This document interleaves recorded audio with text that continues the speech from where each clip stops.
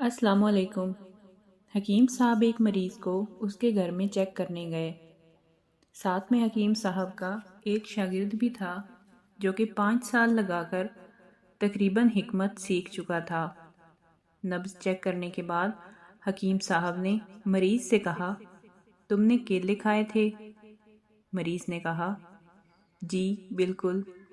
شاگرد جو کہ حکمت سیکھ چکا تھا بڑا حیران ہوا اور حکیم صاحب سے کہا کہ یہ بات کیسے معلوم ہوتی ہے کہ مریض نے کیلے کھائے ہیں؟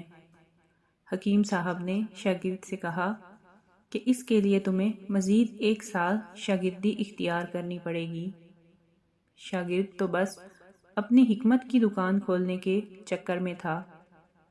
اب 1 سال پورا اپنے استاد کی خدمت کی، دوائیاں کوٹی، اور جب سال پورا ہوا تو کہا کہ اب تو بتا دیں گر کی بات کہ کیلے کھائے ہوں تو کیسے علم ہوگا؟